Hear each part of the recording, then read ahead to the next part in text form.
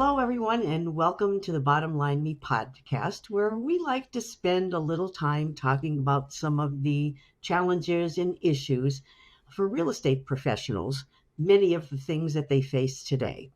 I'm thrilled to have Colin Smith return to our podcast and talk to us a little bit about the power of storytelling in business. Colin shared with me that he's been applying the principles that are outlined in a book that was written by Donald Miller, and the book title is Building a Story Brand. Quite intriguing. Apparently, the book aims to help businesses clarify their message and then connect more effectively with their audience. So, Colin, welcome back. It's really great to see you again. Thanks. I'm happy to be here, Ann. Great, great. Well, for those that maybe have missed the episode that you and I did, I think late last year, why don't you take a minute and just tell our audience a little bit about yourself before we get started? I'd be happy to. I've been fortunate to be with Older Public Title for now over 6 years. I'm serve as the product marketing manager on our corporate marketing team and get to work directly with our social media team, our email marketing team, video production, and all those teams that get to tell a story. So I'm really excited to share a little bit about some of the strategy that we've been adopting and trying to implement in our marketing messaging and how that can be used for brands and companies and businesses to help tell the story. Awesome. Well, it's fascinating. And after you and I had the conversation, I do have to tell you, I went over to my local library and they happened to have a copy on the shelf. So I just started reading it. It's fascinating. So excellent. Yeah. So let's start with, I guess, the obvious question. How does a compelling story give a brand a competitive edge? Yeah. When we think about marketing as a whole, marketing is always evolving. It's always changing. So fads come and go, but storytelling is one of those things that is always in fashion. Everybody always loves a good story and it never goes out of style. So when I came across Building Your Story Brand by Donald Miller, it was a book that really stood out to me because it speaks to how any marketing trend can be utilized by telling the story of your customer. And I've been in marketing for well over a decade at this point. And, I'm always looking to grow and to evolve and get better at my craft. And I think that, that's something that most people have in common. And I've, for a long time, thought that I do tell a story in my marketing and that, I was telling the story of our company or of our brand. And I think that I've always understood that and it's worked well to an extent, but the concepts behind building a story brand really kind of messed with my head a little bit because it made me really shift the way that I viewed the role of the business in the story. And I think a lot of it comes down to who is the hero of the story. And while, I think that Older Public Title is a hero to many of their customers, in a sense that we provide valuable resources. We're, very financially sound and secure, and we have an amazing parent company. And all of those things factor into our strength. But at the same time, when we're talking about telling the story of our customer, we instantly move out of the hero role and become a guide in their journey. And I think that that's so easy to overlook when it comes to creating marketing messaging that really resonates with people. Certainly, we don't want to de-emphasize the value of our company, but really leaning into the fact that our customer is the hero on their own journey.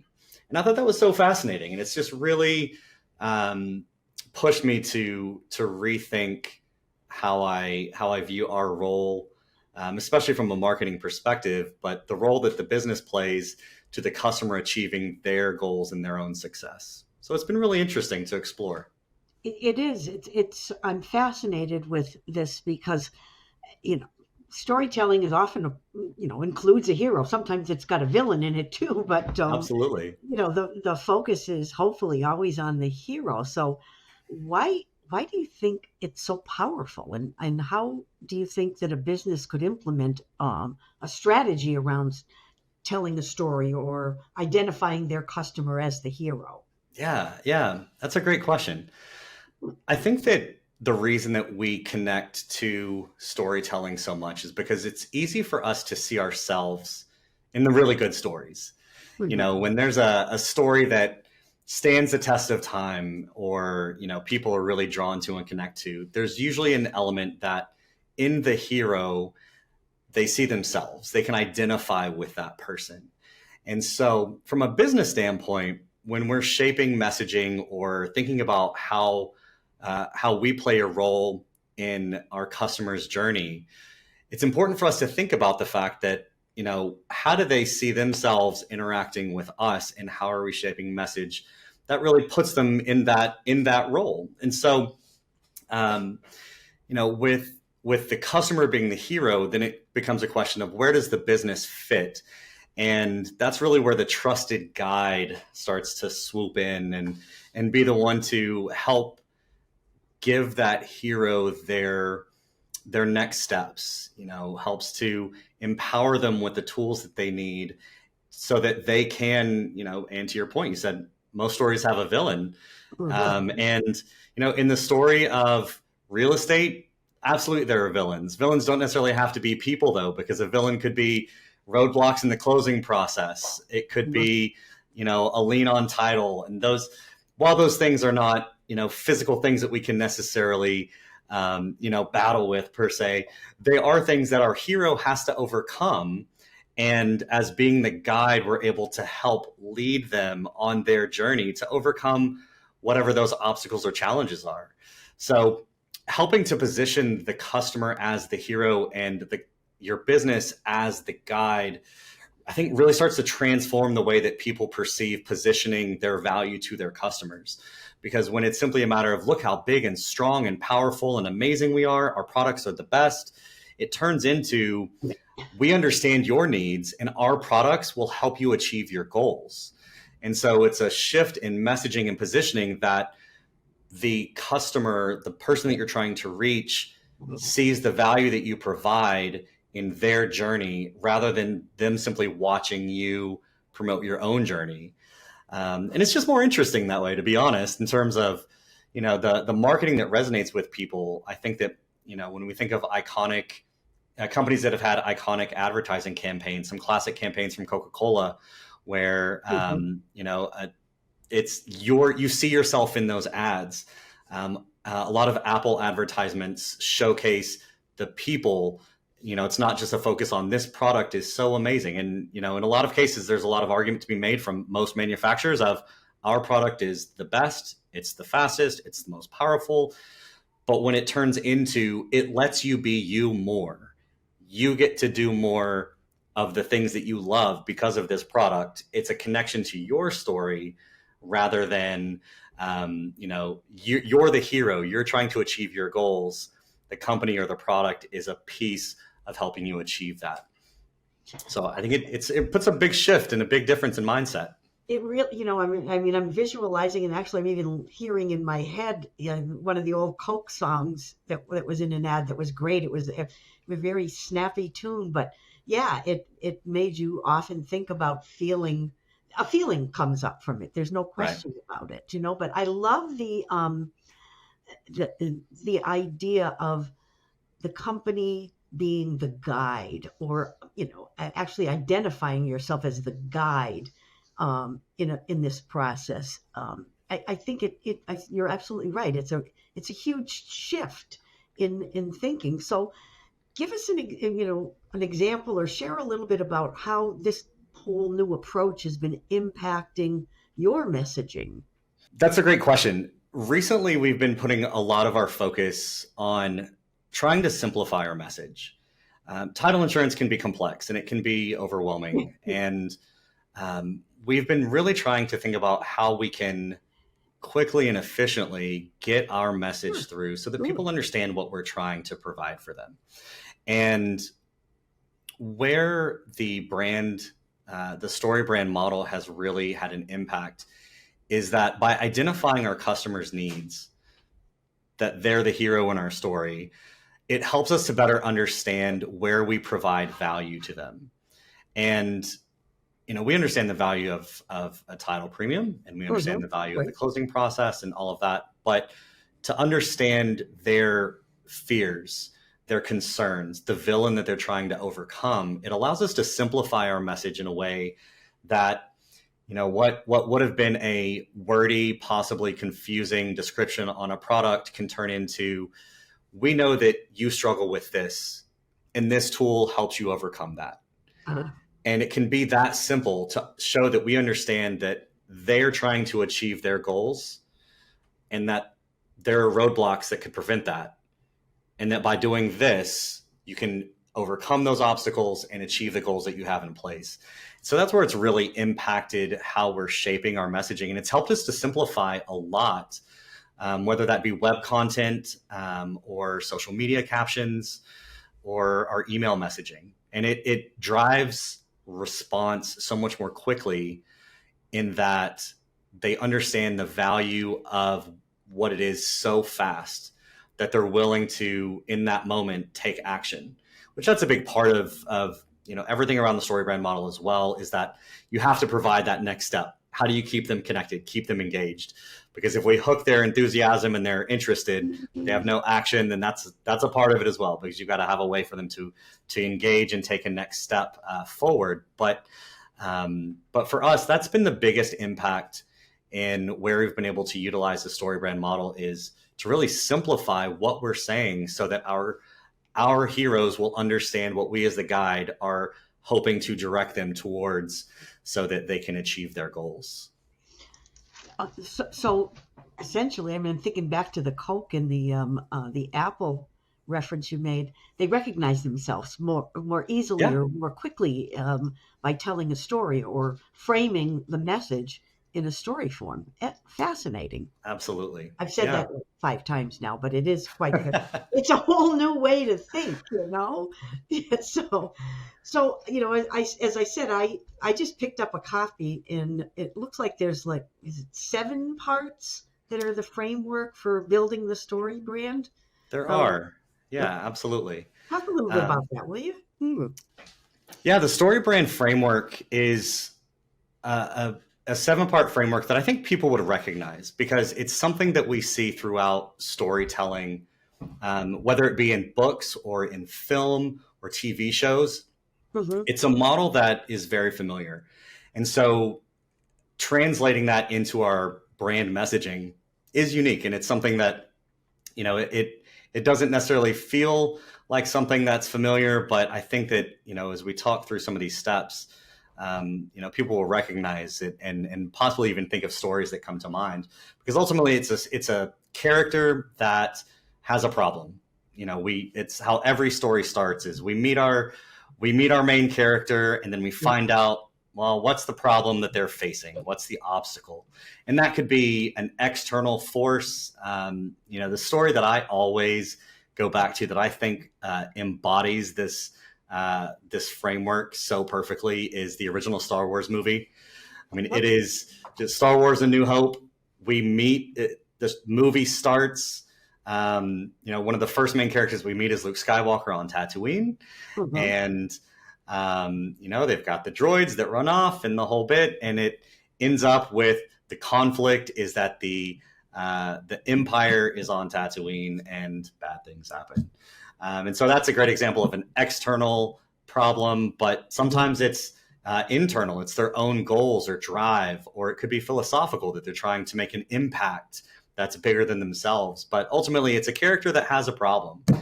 And, what we see from there tends to be that they meet a guide who understands their issue and has the tools or has the knowledge to help guide them on their journey. So if we use the story of Star Wars, early on in the movie, Luke meets Obi-Wan Kenobi, the old man, the old Jedi that helps him on his path to be able to take action. So that's really step number 4, is that the guide gives the hero a plan. And then from there, it's about calling them to action. So this is who we got. Here's the issue. They meet the guide that has these plans. Now you've got to take action. So what's that action that your customer takes? And then from there, it's really a matter of the result. So it's driving them to success or to failure potentially. But ultimately, our goal is to help drive their call to action that directs them to their success and away from that failure or risk. So it's a story that I think most people recognize, but when we think of it in the context of marketing, and it feels like a lot of steps. I mean, obviously, Star Wars is a long movie to go through all of that. How do we put that into a simple marketing message? But when we consider it, we understand that you have this problem. We have a plan, and you can take action on that to be able to avert failure and achieve success. And it's as simple as that. If you just plug in your pieces for your company with your hero, their problem, yourself as the guide, the plan that you have in place, give them that call to action to drive them to success, be able to address how to overcome those failures, and you've got yourself, a complete, comprehensive, impactful marketing message. One of the things I'm thinking about as I'm listening to you is it's so interesting when many of us are starting to put together some kind of a marketing message or send something out to people that shares with them something that they have to offer. We don't start with who the character is. I think many of us start with what it is that we want to say and what we want to convey. And just listening to this, if you approach this or begin to think about when I'm writing this message, I'm putting together a note or a message to an individual as opposed to here, I'm going to give you 5 bullet points as to why you want to work with us. Right. Yeah, you make a great point, and I agree completely. If we don't know who our customer is, and it goes beyond just knowing my customer, does this job. Okay. What are their fears? What are their concerns? What are their challenges that you as the guide are able to help give them a plan to success? And when you really understand and know your customer at an intimate and deep level, then you're able to speak to those points. And honestly, the messaging becomes so simple once you truly understand the customer that you're trying to reach, because when you know what their concerns or fears are, you know how your product or solution or service provides value to them. And so the rest falls into place pretty naturally once you understand how your product is actually solving a problem for them. And it is a hard situation when maybe you don't know what their problem is or your product does not meet their need. But if I have a product or a solution, or at least a plan that would benefit that person because I understand their needs and what they really want, then the product will essentially sell itself as soon as they understand the value that it provides. A couple of other questions that come to mind for me are, lots of our customers, lots of our audience consists of, I would say, smaller businesses and or maybe even some startups. How would they begin to leverage the principles of this to compete in areas where there's larger or more established competition or brands? Any thoughts on that? Yeah, that's a great question. One of the things that I think is so impactful with a brand story is the fact that it can impact so much more than just words you put on a flyer or on a social media post or something like that. It can impact the entire culture of an organization if everyone understands that brand script and understands truly who their customer is and what their problems are and how we solve that. When we consider, let's just say from the standpoint of a title agency, if our goal is to get our customers to the closing table as smoothly and efficiently as possible, And we understand that homeowners and real estate agents have concerns. I mean, there's huge financial risk involved potentially if there's issues on anything at closing. There's reputational risk for a real estate agent at closing. And our goal is to provide the solutions as the guide. We're there to help move them through that journey as seamlessly, as smoothly as possible. If everyone in the company understands their fears, their the concerns of our customer, their fears, their concerns, the role that we play in their experience, then anyone from a receptionist to an escrow officer or escrow assistant to someone working in a title plant could understand my job is to make sure that our hero, who has fears about issues in the closing process, has as smooth of an experience as possible. That will impact every decision that they make day to day on how they take care of their customer. Someone is as I don't want to say removed from the customer as someone in a title plant, but they may not ever be face to face with that customer, but they know that by me doing my job a certain way, it will make it better at the closing table. So my job is to take care of our hero in every facet. So I think that when you think of the smaller groups, I honestly think there's an advantage because we're a team to spend the time to work, to go through potentially the story brand, building a story brand book. There is an organization through Donald Miller's organization where they do coaching, not an endorsement, but there are opportunities to learn more. There are workshops to be able to go through this. And with a smaller organization, there's almost an advantage because it's easier to get everybody aligned and on the same page when it comes to building your brand story and understanding the role that your organization has. And then every decision from there can be referenced back to that brand script, that brand story, and it will organically become part of the culture of your organization. That every choice you make, every email that you write is all with the mindset of I'm here to help my hero on their path to success.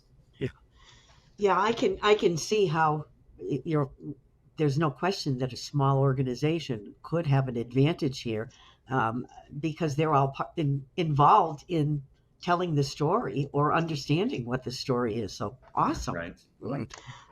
You mentioned social media. So before we wrap up, I wanted to ask you, in this digital age that we live in, how does someone ensure that the story will resonate across all these multiple platforms or channels? Any suggestions there? Yeah, absolutely. And that's a great question. I think that what people often miss with social media is that the first word is social. And I know that I said this the last time I was here. Part of being on social media is being social. And it's so easy to overlook the listening aspect of social media. And I think that when it comes to making sure that your messaging is resonating, is listening. Are people engaging with your posts? Are they engaging with the content that you're putting out? And if they're not, you need to reassess. And I think that that's something that is so easily overlooked. People say, I'm doing social media for our company because I have to. Well, you don't have to, because if it's not reaching anyone and no one cares, then it's not doing you any favors. And so if you're not getting the engagement that you hope to see, then I think that really going back and thinking about, are we addressing the wrong problems? Are we not understanding our hero? Are we positioning the wrong plan, the wrong solutions? Because we're not necessarily landing in a place that people are engaging with. If I see an ad that is for a product that does not serve me at all, then I'm not going to engage with it. So I think that's where there's always opportunity with social media, is to be aware, but to see, are people engaging? Are people commenting? Is there a conversation happening? And if those things are happening, then you're probably on the right track. But if you're not getting any engagement, and I will say, if you're not even getting engagement from your own people. So if your own team is not engaged with your content, then you're probably not understanding your customer and the needs that they have so that you can speak to those needs. And once that, it's never done. It's always an evolution. Yep. Even the big companies that we've referenced, they're always refining and always evolving their messaging to try to get it a little bit better or reach a broader audience, but in most cases, I think with social media, what does get missed is that it's not a post it and forget about it. It's you have to, the content that you're putting out, obviously, I mean, you want to test different types, whether it's stories or reels or a Facebook post or something on X or TikTok, whatever you choose to do, Yeah. but evolving your message to further refine in a way that your customers are responding to requires listening. And I think that's the part that people miss often. Well, I think just from what you're saying here is approaching a post on social media as part of a story is far more Absolutely. likely to get someone engaged with you than some kind of a static message that looks like it's canned and it's static. Right. So, Right. well, very interesting. Well, Colin, we love a bottom line on our podcast. So, what advice would you give to somebody who might be starting to think about their own brand story? Where should they begin? Yeah, I would first encourage anyone who's considering it, really give it some thought and explore it, because even if it doesn't, it doesn't become a cornerstone of the way that you do your marketing or operate, at least it will get you to start thinking, and that's always fun. Yep. Of course, the Build Your Story Brand book is available. I'm actually just released a version 2.0 last in January. So there's a new version that's fully updated to meet modern marketing trends. But I think the biggest piece and the thing that I think will impact most people and where I would encourage most people is to really start thinking about your customer. Focus on your customer and the challenges that they face first and foremost. Then we start to understand where our solutions fit. So if anybody came to me and said, I'm really digging this, how can I start to explore some of this? Just start to think about your customer from their perspective. Not just what do we have for them, but what do they need from us? What are their challenges that we can start to address with our solutions for them? It's a great bottom line. Thank you. Absolutely. Well, thanks so much. This was very interesting, very enlightening, and I'm sure our audience will do exactly what I did and head over to the library or to Barnes and Noble or somewhere and take a look at least take a look at a copy of the book, because even if you don't want to apply all 7 principles, there may be still some ideas in there for folks. So thanks so much, Colin. Absolutely. It's been my pleasure. Great. To our audience, as always, thank you so much for taking the time to join us. And until we meet again, I hope that everybody continues to learn, grow, and prosper. Thank you.